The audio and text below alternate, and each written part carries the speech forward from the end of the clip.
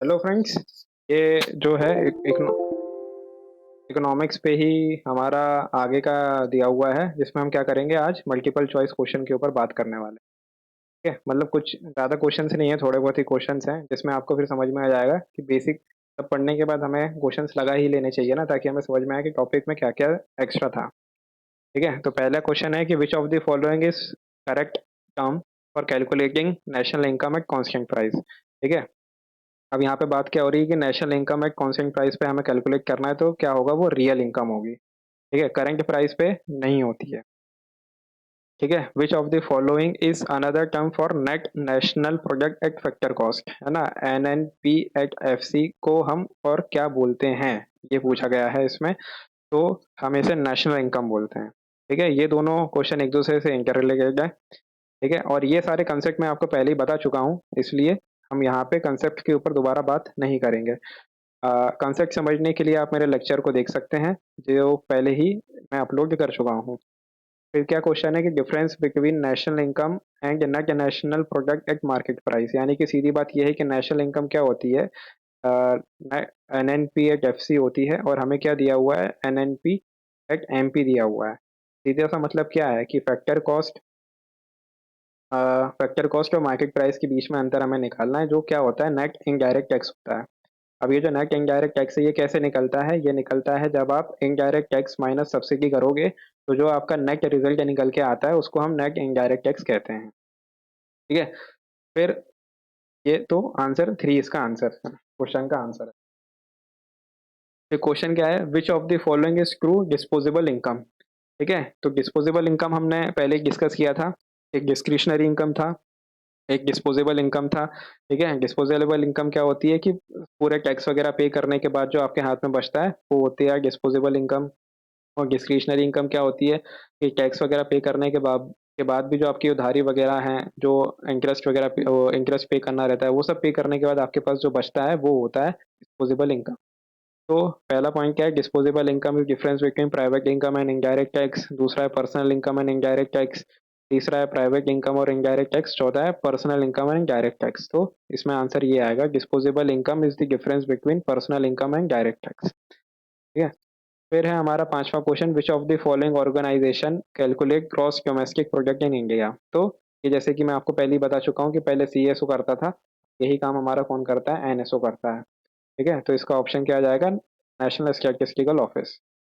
ठीक है, फिर ये अच्छे क्वेश्चन है, consider the following statement regarding gross national product के बारे में आपको देखना है कि जीएनपी वो वैल्यू है कि सभी अंतिम वस्तुओं और सेवाओं का जो भारतीय नागरिक या निवासियों द्वारा ओवर अ टाइम, यानी कि किसी देय समय में उत्पादित किया जाता है। तो ये सही है। ठीक है, क्योंकि यहाँ पे बाय अ कंट्री रेसिडेंट लिखा हुआ है। ठीक है, दूसरा स्टेटमेंट क्या है, the GDP limits is interpretation of economic to geographical border. ठीक है, जियोग्राफिकल बॉर्डर यहाँ पे लिखा हुआ है। ठीक है, of the country GDP extend it to include the net oversea economic activity performed by the nation. ठीक है, जीडीपी क्या होता है कि जीडीपी अपने आप को लिमिट करती है जियोग्राफिकल बॉर्डर्स से, यानी कि ये सही है, क्योंकि हमने डोमेस्टिक और नेशनल के में जब हम पढ़ रहे थे तब हमने ये देखा था। और GNP extend it to include the net oversea economic activity. ठीक है ना, तो इकोनॉमिक एक्टिविटी को ये इंक्लूड करता है, तो इसमें ऑप्शन आपका ए आ जाएगा, क्योंकि दोनों ही इसमें सही है और करेक्ट पूछा हुआ है यहाँ पे, है ना। फिर हमारा दूसरा क्वेश्चन आता है जीडीपी डिफ्लेक्टर पे। तो जीडीपी डिफ्लेक्टर पे भी हम बात कर चुके हैं, ये क्या होता है, ये इन्फ्लेशन नापने का एक वो रहता है, एक इंस्ट्रूमेंट है इन्फ्लेशन नापने का। इस पे भी एक लेक्चर डला हुआ है। तो GDP deflector is a measure of level of price of new domestically produce final goods and services in an economy in a year. ये सही है। सीपीआई के समान GDP deflector is based on fixed basket of goods and services. ये गलत है। ठीक है, जीडीपी डिफ्लेक्टर आपने के लिए कोई फिक्स्ड नहीं है। इकोनॉमी में जितना भी गुड्स एंड सर्विसेज डेवलप होता है, उन सबको ये इन्वॉल्व करता है, जैसे कि यहाँ पे लिखा हुआ है, final goods and services in an economy इन आई है। ठीक है, और सीपीआई में बास्केट है। ये डब्ल्यूपीआई सीपीआई के डिफरेंस में आपको बता चुका हूँ। When GDP deflector is negative, यानी कि जब जीडीपी डिफ्लेक्टर नेगेटिव में होता है, it is necessarily means that there is inflation economy. ये गलत है। ये क्यों गलत है कि हमने पढ़ा था कि जब 100 रहता है तब ये नॉर्मल कंडीशन में रहता है, मतलब इन्फ्लेशन आपके यहाँ नहीं है, मगर जब ये 100 प्लस यानी कि 101 भी हो जाता है, या 102 हो जाता है, या 103 हो जाता है, 125 हो जाता है, तब इन्फ्लेशन की बात आती है। तो ये गलत है। तो इसमें करेक्ट स्टेटमेंट आपका क्या हुआ? केवल वन, है ना, ओनली वन हुआ, केवल ये सही है। फिर है हमारा ये वाला क्वेश्चन, इसका ये भी जीडीपी डिफ्लेटर से है। Consider the following statement regarding GDP deflator. The GDP deflator is basically a measure of inflation, ये सही है। It help show the extent to which the increase in gross domestic product has happened on account of high price rather than increase in output। इसका मतलब ये है कि ये point हमें ये बता रहा है कि जीडीपी डिफ्लेक्टर ये बताता है कि जीडीपी कितना बढ़ा, ठीक है, कितना बड़ा प्राइस चेंज के कारण कितना बड़ा है, ना कि इसके कारण कि उत्पादन कितना बड़ा है। ठीक है, तो ये भी सही है कि प्राइस के कारण जो बड़ा है हमें वही पता चलता है जीडीपी से, और जो प्राइस के कारण बड़ा है उसी से हम पता करते हैं कि इन्फ्लेशन कितना बड़ा है। It cover only those goods and services directly consumed by house hold. तो ये गलत है। अभी पिछली स्लाइड में हमने बात करी कि इकोनॉमी में जितने भी टोटल, मतलब इकोनॉमी जितना भी गुड्स एंड सर्विसेज आउटपुट करती है वो सब कुछ इसमें इन्वॉल्व होता है, और यहाँ पे क्या लिखा है कि केवल कौन से हाउस होल्ड को ही शामिल किया जाता है, तो इसलिए ये गलत है। तो इसका जो आपका आंसर हुआ वो ए हो गया है, 1 और 2। जीडीपी डिफ्लेक्टर के दो क्वेश्चन आ गए थे, इसलिए यहाँ पे मैंने इन्फॉर्मेशन दे दी है, आप चाहें तो इसको देख सकते हैं। GDP deflector also called implicit price deflector is a measure of national income. ठीक है, ये नेशनल इनकम दिया हुआ है। It is the ratio of value of goods and services in an produced in a particular year at current price to that of price that prevail during the base year. ठीक है, base year में कितना price था, current में कितना price है, इसके बीच में अंतर को मापता है ये, और उसी से हमें इन्फ्लेशन पता चलता है।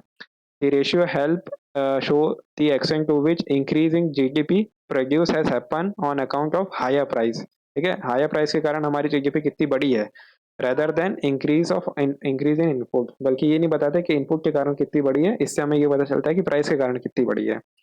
Since the deflector cover the entire range of goods and services, ये देखिए ये लिखा हुआ है entire range of goods and services in the economy. अर्थव्यवस्था में उत्पादित वस्तुओं और सेवाओं की पूरी श्रृंखला को कवर करता है। ठीक है, एज अगेंस्ट लिमिटेड कमोडिटी, किसके अगेंस्ट में, मतलब जब डब्ल्यूपीआई और सीपीआई में ज़्यादा बास्केट होता है, मतलब वहाँ पे कि इतने ही प्रोडक्ट इसमें इंक्लूड होंगे। तो जीडीपी डिफ्लेक्टर को ये क्या मोर कॉम्प्रिहेंसिव बनाता है इन्फ्लेशन नापने के लिए, ये ज़्यादा व्यापक बनाता है यही चीज़, क्योंकि इसमें रहता नहीं है इन्वॉल्व, और सीपीआई डब्ल्यूपीआई में पहले से इन्वॉल्व है। Change in consumption pattern और introduction of goods and services are automatically reflected in GDP deflector. कुछ भी अगर चेंज हमें देखने को मिलता है किसमें, गुड्स एंड सर्विसेज में, तो जब हम जीडीपी डिफ्लेक्टर मापते हैं उसमें अलग ही पता चल जाता है। और ऐसा ही चेंज हमें सीपीआई और डब्ल्यूपीआई में देखने को नहीं मिल पाता है, मतलब वहाँ पे भी मिलता है, मगर जो सटीकता के साथ हमें जीडीपी डिफ्लेक्टर में पता चलता है वैसी सटीकता के साथ नहीं पता चलता। दिस ये क्या करता है फिर GDP deflector to absorb change to an economic consumption और इन्वेस्टमेंट पैटर्न। इकोनॉमिक कंजम्पशन यानी कि उपभोग में और निवेश में क्या क्या के उसमें क्या क्या पैटर्न में क्या क्या चेंजेस हुआ है, वो हमें मापने में ये सहायता करता है। GDP deflector will be similar to that of CPI. कहीं कहीं पे ऐसा ट्रेंड है कि जीडीपी डिफ्लेक्टर और सीपीआई एक ही है, बल्कि ऐसा नहीं है, दोनों अलग अलग हैं। ठीक है, क्योंकि जीडीपी में क्या होता है, इसकी एक पर्टिकुलर बास्केट नहीं है, सीपीआई की पर्टिकुलर बास्केट है। ठीक है, ये एक मेजर डिफरेंस है दोनों में। तो ये मैंने जीडीपी डिफ्लेक्टर के बारे में थोड़ा बता दिया है। ये हमारा फिर लास्ट क्वेश्चन है, ये एक कंसेप्चुअल बेस्ड क्वेश्चन है, आप चाहें तो इसको अपने तरीके से सॉल्व कर सकते हैं, कमेंट बॉक्स में इसका आंसर दे सकते हैं कि हायर पब्लिक डेब्ट is always bad for an economy, है ना, और only a nation that has a positive trade balance can become a developed country, inflation can never be good for a growing economy. तो हमेशा ही ज़्यादा जो डेब्ट होता है वो इकोनॉमी के लिए गलत होता है, मतलब इकोनॉमी के लिए अच्छा नहीं होता है, तो ये गलत है। हमेशा ही गलत नहीं होता, कभी-कभार हो सकता है। ठीक है, अगर यहाँ पे ऑलवेज़ शब्द नहीं होता ना तो ये शायद सही हो सकता था, मगर यहाँ पे ऑलवेज़ लिख दिया है, यानी कि इन्होंने ये बोलता है कि हमेशा ही गलत होता है, भले चाहे कोई सी भी कंडीशन हो। दूसरा ये है कि only a nation that have positive trade balance can become a developed country. ठीक है, तो ये भी गलत है। इसका कहने का ये है कि केवल वही देश विकसित हैं जिनका जो व्यापार है वो सकारात्मक है, नकारात्मक नहीं है। जबकि आप यूएसए का देखोगे तो यूएसए और भारत का जो व्यापार है वो नेगेटिव में है, मतलब हम उनको एक्सपोर्ट ज़्यादा कर देते हैं, इम्पोर्ट हम वहाँ से कम करते हैं। Inflation can never be good for growing economy, मतलब बढ़ती हुई इकोनॉमी अर्थव्यवस्था के लिए जो मुद्रा स्फीति है वो कभी भी अच्छी नहीं हो सकती, तो ये भी गलत है। ठीक है, इसमें इनकरेक्ट पूछा है, तो इसमें सी आंसर हो जाएगा। ठीक है, क्योंकि इन्फ्लेशन होगा, इन्फ्लेशन अगर हो रहा है किसी चीज़ के लिए तो क्यों हो रहा है? क्योंकि डिमांड ज़्यादा हो रही है। अब डिमांड ज़्यादा हो रही है तो इसका मतलब क्या है कि सप्लाई कम है। अब सप्लाई को बढ़ाना है तो क्या होगा? इन्वेस्टमेंट होगा तो क्या होगा? एम्प्लॉयमेंट जनरेट होगी, एम्प्लॉयमेंट जनरेट होगी तो क्या होगा? परचेजिंग पावर बढ़ेगी। तो इन्फ्लेशन हमेशा ही अच्छा नहीं होता, हमेशा ही बेकार नहीं होता है, मगर ये है कि लिमिट में होना चाहिए, ये नहीं कि आउट ऑफ लिमिट जा रहा है ये। तो ये मैंने कुछ क्वेश्चन्स हैं जो यहाँ पे डिस्कस किए आप लोगों से। आशा करता हूँ आपको पसंद आए होंगे, है ना? तो अभी के लिए बस इतना ही। Thank you.